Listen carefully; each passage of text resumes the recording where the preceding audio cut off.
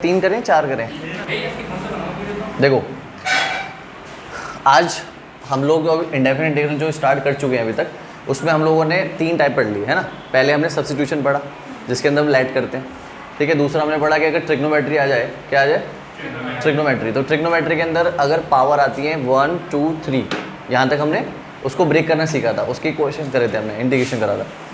लेकिन आज का जो है हमारा टाइप जो नंबर 4 है, इसमें हम लोग ट्रिग्नोमेट्री के कुछ टर्म्स सीखेंगे।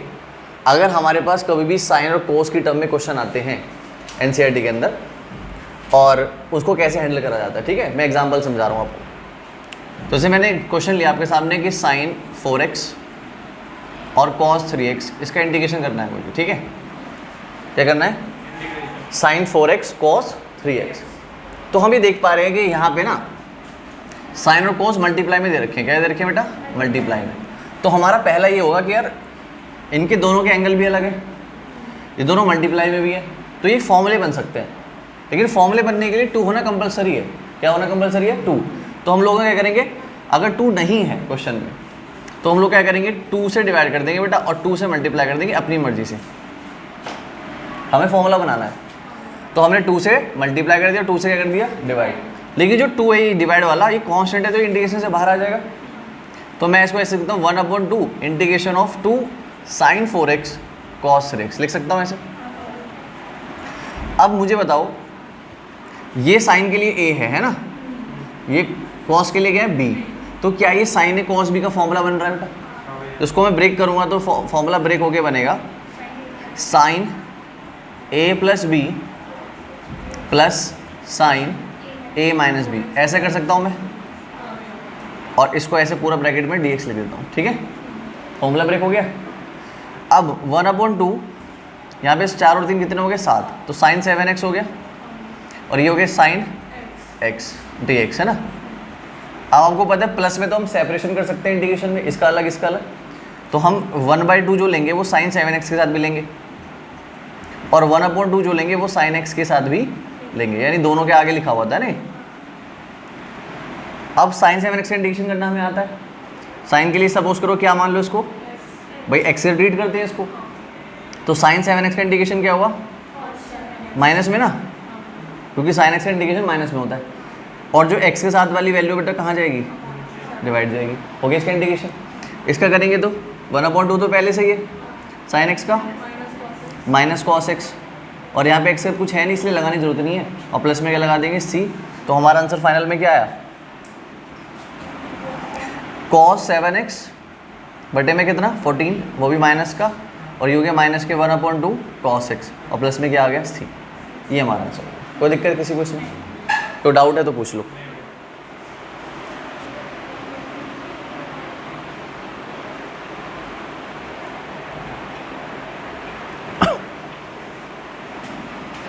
देखो बेटा, नेक्स्ट क्वेश्चन हमारे सामने एक और है। इसमें हमारे पास आया cos 2x cos 4x cos 6x। अभी हमारे पास 2 टर्म चल रही थी, 3 टर्म आ गई है ना। तो घबराने की जरूरत नहीं, पहले फॉर्मूला बनाने स्टार्ट करते हैं। आप मुझे बताओ सबसे पहले तो कि यहाँ पे 3 टर्म है, सारी की सारी cos हैं। अगर मैं शुरुआत के 2 में फॉर्मूला लगा देता हूँ, ठीक है, तो मुझे फॉर्मूला बनाने के लिए कितनी की जरूरत पड़ेगी? 2 की। 2 कैसे लाऊंगा मैं? तो जो 2 से डिवाइड करूँगा ना, वो तो बाहर आ जाएगा, है ना, और जो मल्टीप्लाई वाला वो अंदर है। समझिए आपको इतनी, क्योंकि वो बाहर क्यों गया? क्योंकि कांस्टेंट बाहर आ जाता है इंटीग्रेशन से। और इन तीनों से मिलकर एक फॉर्मूला बन गया आपके सामने। कौन सा फॉर्मूला बना? 2 cos है cos b, यानी पहले a और b को प्लस करना पड़ेगा, फिर एक बार a और b को माइनस। तो 1/2 बाहर है, इंटीग्रेशन के अंदर हो जाएगा cos 2x प्लस 4x, फिर आएगा प्लस 2x माइनस 4x, और एक बड़ा सा ब्रैकेट ऐसे करके, और साथ में बाहर लिख दो cos 6x। ये बाहर है ना, इसका यूज़ नहीं हुआ अभी। इतनी बात क्लियर है? अब ये कितने हो गए? 6x हो गए ना बेटा, और ये कितना हो गया हमारा? -2x, और यहाँ पे cos 6x। ठीक है भाई। अब हम ये क्या कर रहे हैं, हम लोग देख रहे हैं इसको अगर मैं अंदर लाता हूँ, क्या लाता हूँ? अंदर। तो ये इससे मल्टीप्लाई भी होगा, इससे मल्टीप्लाई भी होगा, तो 1/2 क्या हो जाएगा यहाँ पे? cos² 6x, और ये जब अंदर आएगा अच्छा कॉस नेगेटिव को वैसे भी हटा देता है, क्योंकि आप लोग सभी जानते हो कि कॉस माइनस थीटा क्या होता है, कॉस थीटा होता है, उससे नेगेटिव से फ़र्क नहीं पड़ता उस पर, है ना। तो ये cos 2x ही है, इसको अंदर लाओगे तो हो जाएगा आपका cos 6x cos 2x, कोई दिक्कत की बात नहीं है इस बात में, है ना। और ये हो गया dx। अब हम देख रहे हैं यार यहाँ पे फिर दोबारा मल्टीप्लिकेशन आ गया, तो है ना, तो दोबारा फॉर्मूला बनाने के लिए क्या करें, 2 से डिवाइड 2 से मल्टीप्लाई, तो मैं यही कर रहा हूँ 2 से डिवाइड और 2 से मल्टीप्लाई, और ये यहाँ से क्या बन जाएगा ये सारा फॉर्मूला, तो हो जाएगा 1/2 integration cos square 6x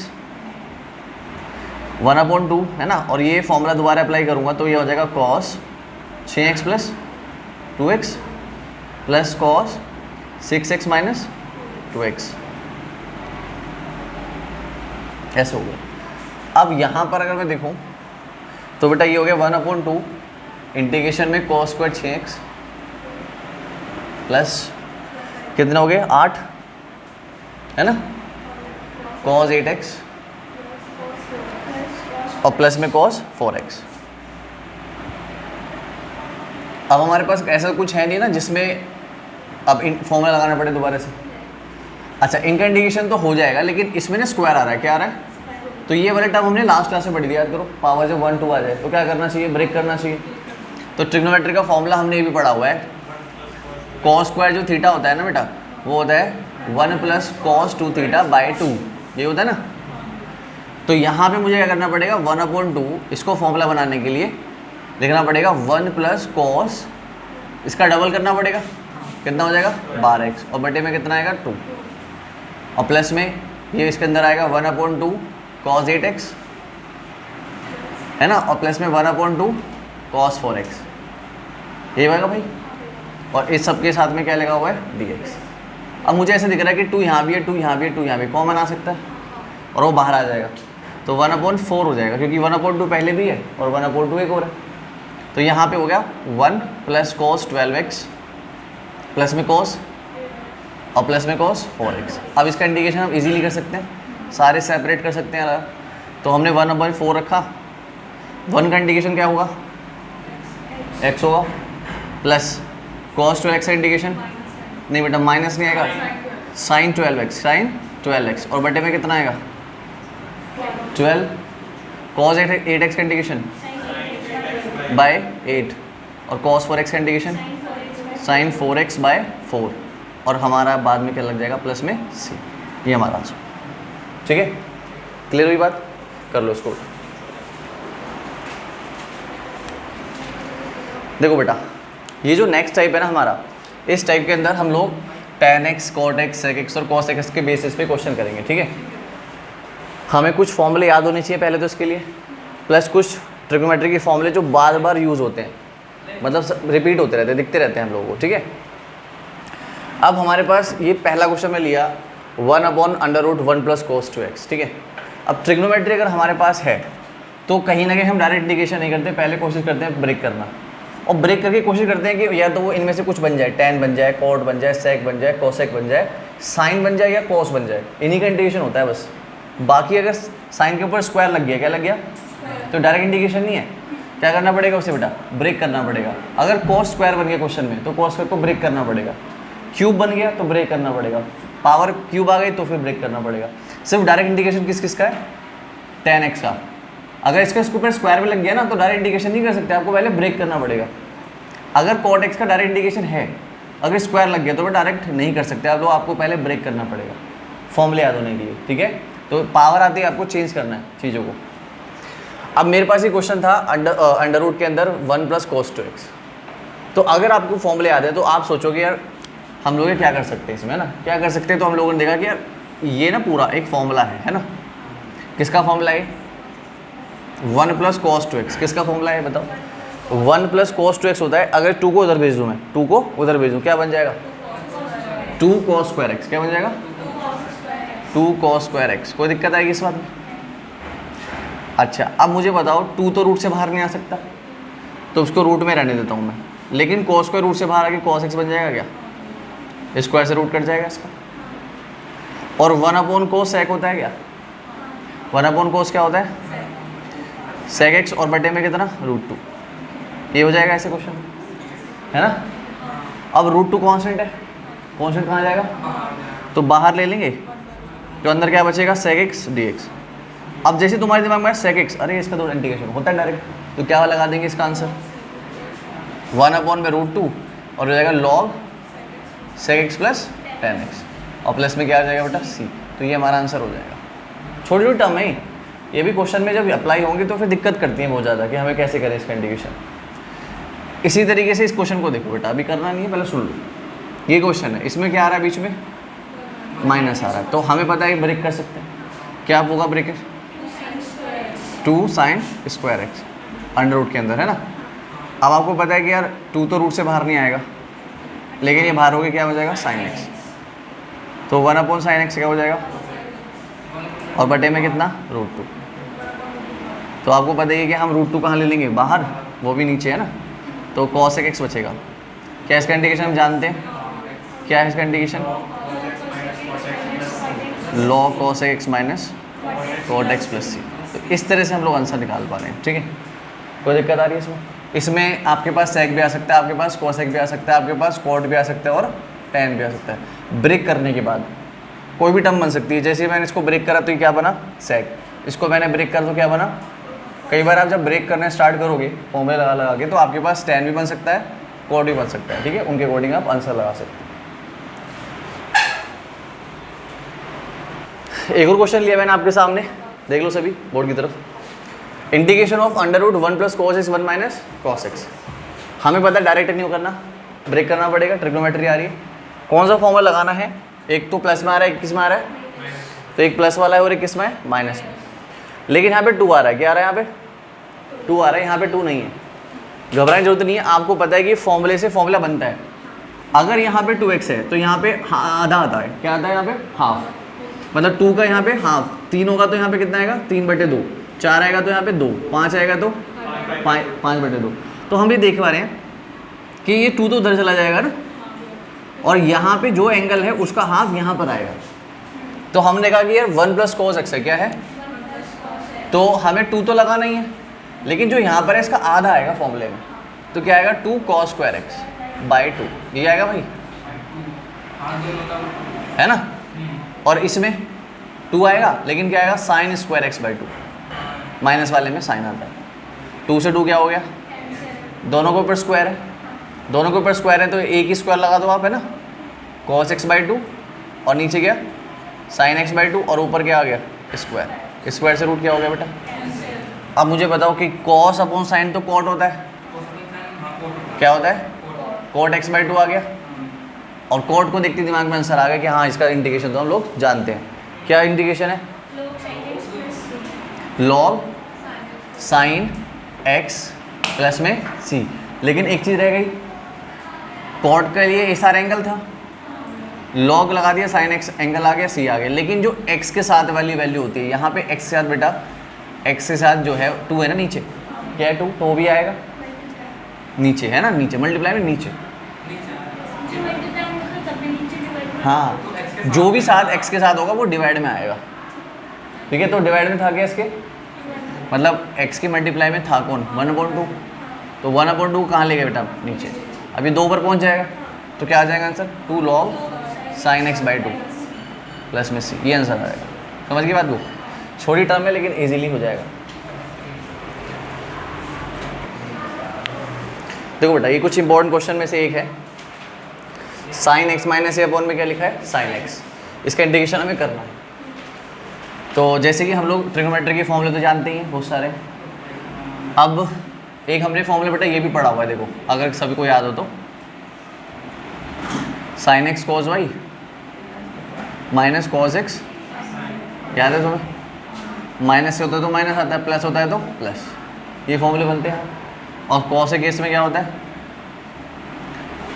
cos x cos y और प्लस में सॉरी माइनस में sin x, प्लस वाले में माइनस आता है और माइनस वाले में क्या आता है प्लस, उल्टा होता है cos में। अब एक बात और समझो, जैसे ना फॉर एग्जांपल मैं आपसे कह रहा हूँ sin x लिखा हुआ है, क्या लिखा है sin x, देख लो भाई इसका इंटीग्रेशन क्या होगा आपके हिसाब से, sin x का इंटीग्रेशन होगा माइनस cos x, ये होगा ना। लेकिन अगर मैं आपसे कहूँ साइन ए का इंटीग्रेशन बताओ, क्या होना चाहिए? माइनस प्लस में, गलत, बिल्कुल गलत। क्यों होगा बेटा? सुनो मेरी बात। हाँ, ए यहाँ पे कांस्टेंट है। जब आपके सामने कभी भी फंक्शन के साथ वेरिएबल हो तो उसका इंडिकेशन होता है, लेकिन अगर फंक्शन का कोई कांस्टेंट नंबर आ जाए ना तो बेटा वो पूरा कांस्टेंट की तरह बिहेव करता है। क्या करता है? कांस्टेंट की तरह बिहेव करता है। मतलब ये कोई फंक्शन नहीं, इसका इंडिकेशन नहीं करना है। क्या करना है? इसको बाहर लेना है। ये कांस्टेंट है, तो अगर आपसे कोई कह रहा है साइन ए का इंडिकेशन करो, है ना, एक्स रिस्पेक्ट में, तो साइन ए को आप बाहर ले लोगे बेटा। कहाँ ले लोगे? बाहर। तो यहाँ पे 1 बचेगा। 1 का इंडिकेशन क्या होता है? एक्स। तो आंसर आएगा एक्स साइन ए। बात समझ गए? अंतर है दोनों में। अगर किसी भी फंक्शन की कांस्टेंट लग जाएगा ना तो वो कांस्टेंट की तरह बिहेव करेगा, ना कि फंक्शन की तरह। अगर यहाँ पे cos x लिखा है तो उसका इंडिकेशन क्या होना चाहिए आपके हिसाब से? साइन एक्स प्लस सी। लेकिन अगर cos के बाद यहाँ पे 5 लग गया, अब बताना, तो cos 5 तो बाहर आ जाएगा और 1 का इंडिकेशन x प्लस में सी। क्लियर है बात नहीं?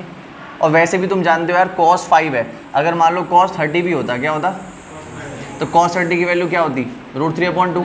तो क्या ये कांस्टेंट नहीं है? क्या कांस्टेंट है ना। तो इसका मतलब जब किसी फंक्शन का कोई नंबर आ जाता है तो उसकी वैल्यू फिक्स हो जाती है, और फिक्स हो गई मतलब वो कांस्टेंट हो गया। कांस्टेंट कहाँ आना चाहिए? बाहर। तो ध्यान रखो इस बात का। अब ये सारी चीज़ बताने के बाद क्वेश्चन पर वापस आते हैं। क्वेश्चन क्या है? साइन एक्स माइनस ए अपॉन में साइन एक्स।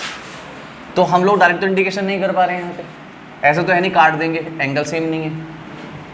अब क्या कर सकते हैं? इसको ब्रेक कर सकते हैं हम लोग। ये अगर x है तो ये क्या है हमारा? y। तो ये साइन एक्स माइनस वाई का फॉर्मूला बन रहा है। तो क्या फॉर्मूला बनेगा? Sine x cos y minus cos x sine y, ऐसे होगा। और बटे में साइन एक्स, है ना। और यहाँ पे क्या है? dx। कोई दिक्कत इस बात में? अब ये साइन एक्स जो है दोनों के डिवाइड में ना, मतलब इधर भी इसके डिवाइड में, इसके डिवाइड में, होल अपॉन है। ये अलग अलग सेपरेट करोगे तो sine x cos a, sine x cos a, upon में क्या है? Sine x minus cos x sine a, बटे में साइन एक्स। यही हुआ? ऐसी बात है भाई? मुझे बताओ साइन एक्स से साइन एक्स क्या हो गया? कैंसिल। और तो कुछ कैंसिल नहीं है। कॉज ए अकेला रह गया यहाँ पे। कॉज अपॉन साइन कॉट होता है क्या? देखो अगर तुम्हें लग रहा है ना किसी का इंडिकेशन आप जानते हो, ऐसी कोई वैल्यू बन रही है यहाँ पे, तो उसे बना लो। जैसे cos upon sine cot, cot का इंडिकेशन जानते हैं, और साथ में क्या है? साइन है, और इंडिकेशन में dx। आपको सेपरेट करना है। कॉस ए का इंडिकेशन अलग,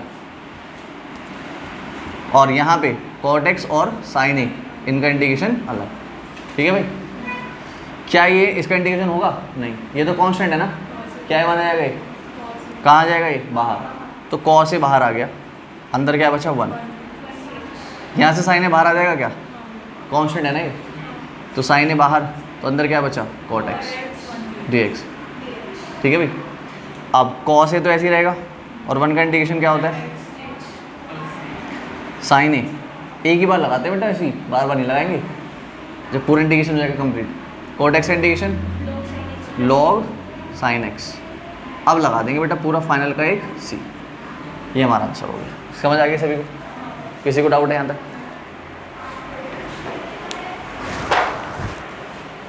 देखो बेटा इस क्वेश्चन को देखो, ये काफ़ी इंपॉर्टेंट क्वेश्चन है, ये भी कई बार एग्जाम में दिखाई दिया है ना। 1 अपॉन में साइन एक्स माइनस ए एक्स माइनस बी, इसका इंडिकेशन हमें करने को बोल दिया। अब हम इसमें क्या क्या कर सकते हैं, है ना। एक मिनट, साइन हो गया यहाँ पे ऐसे करके, है ना, साइन एक्स माइनस बी। अब ये क्वेश्चन हमारे सामने आया तो हम लोग क्या क्या कर सकते हैं देख लेते हैं। कि डायरेक्ट इंडिकेशन तो है नहीं इसका, है ना। डायरेक्ट ऐसा कोई फॉर्मूला नहीं है जो हमने याद कर रखा है, उसका इंडिकेशन डायरेक्ट लगा देंगे, तो कुछ ना कुछ तो बनाना पड़ेगा। तो हम देख रहे हैं कि कुछ चीज़ें हम अपनी मर्जी से कर देते हैं। जैसे कि मान लो x लिखा हुआ है, क्या लिखा हुआ है, लेकिन x को मुझे 5 करना है। क्या करना है? 5x करना है। तो मैं क्या करूँ, 5 से मल्टीप्लाई 5 से डिवाइड कर दूँ, इससे क्या हो जाएगा, मुझे 5x मिल जाएगा। अगर मुझे x के साथ 3 चाहिए, क्या चाहिए, तो मैं कहूँगा 3x, 3 से मल्टीप्लाई 3 से डिवाइड, आगे मिल गया 3x। तो ऐसे हम कुछ चीज़ें अपनी मर्जी से कर लेते हैं, पता है ना सभी को, कि जिससे मल्टीप्लाई करते हैं उसी से डिवाइड कर देते हैं, जिससे बैलेंस रहता है, चाहिए जब हमें कोई ज़रूरत पड़ती है। तो जैसे मुझे लग रहा है ऊपर कुछ 1 है, 1 को हटाना है, मुझे कुछ लाना है जिससे कुछ मेरा फॉर्मूला बन जाए। और नीचे क्या आ रहा है हमारे पास साइन। आप इसमें कांस्टेंट गिन लो कितने कितने, एक तो ए है और एक कौन है, तो आप ऐसी कोई वैल्यू लाओ जिसमें ए और बी दोनों आ जाए, है ना। तो हमने क्या करा, 1/sin a माइनस बी से तो कर दिया बेटा डिवाइड, और ऊपर कर दिया साइन a माइनस बी से मल्टीप्लाई। अब समझ पा रहे हो, देखो कैसे हुआ ये। हमने ये बताया कि कांस्टेंट का हम अपनी मर्जी से यूज़ कर सकते हैं, कांस्टेंट से मल्टीप्लाई भी कर सकते हैं, कांस्टेंट से डिवाइड भी कर सकते हैं। अब वो कांस्टेंट हमें लेना क्या है, ये कैसे पता लग रहा है, एक तो पहले ही पता लगा सारे साइन में है, किसमें, तो हमें समझ के साइन तो लेना है, इसमें ये दोनों कांस्टेंट भी यूज़ हो जाए, मतलब ए भी आ जाए और बी भी आ जाए, तो हमने a माइनस बी ले लिया, ठीक है। लेकिन अभी इतना करने के बाद हमारी बात नहीं बनी, है ना। हम चाहते हैं कि इसमें ना कुछ इस तरह बने, इसको ऐसे ब्रेक करें जिसमें ना ये भी आ जाए और ये भी आ जाए। अभी समझने वाली बात है, जब हम इसकी प्रैक्टिस करेंगे तो आपको खुद भी आइडिया हो जाएगा कि ऐसा करना पड़ता है। तो हमने करा 1/sin a माइनस बी, तो बेटा मैंने इसको ऐसे लिखा साइन a माइनस बी लिखना है मुझे। अब a माइनस बी को क्या मैं ऐसे लिख सकता हूँ, देखना,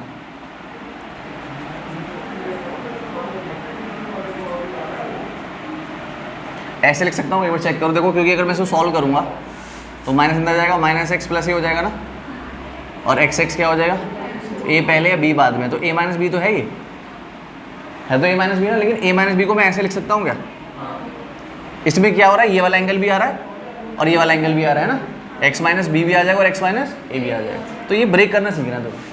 तो इस एंगल को आप ऐसे लिख रहे हो x माइनस बी, क्योंकि x माइनस बी से फ़ायदा हो रहा है। अगर मैं x माइनस ए पहले लूँगा तो उल्टा हो जाएगा, b माइनस ए हो जाएगा, क्या हो जाएगा, और चाहिए क्या हमें a माइनस बी। ऐसे लिख लिया मैंने, कोई दिक्कत नहीं है भाई इस बात में।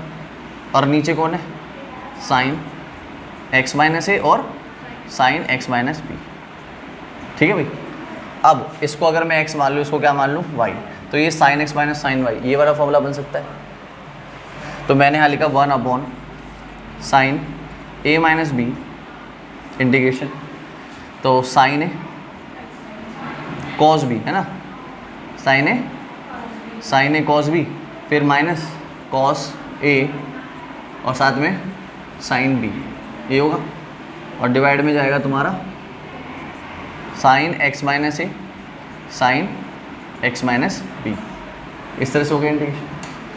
अब आपको पता है ये वैल्यू दोनों के नीचे सेपरेशन कर लेंगे,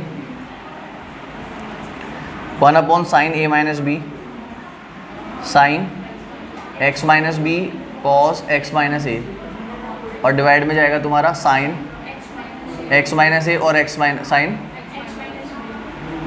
माइनस यहाँ पे cos x minus B sine x minus A, और डिवाइड में जाएगा तुम्हारा साइन x माइनस ए और साइन बी, ठीक है। अब कुछ कट रहा है तो काट लो, कुछ कट रहा है, साइन x माइनस बी से sine x minus b cut रहा है, यहाँ पे कौन कट रहा है, साइन x माइनस ए से साइन x माइनस ए, कोई दिक्कत नहीं आता।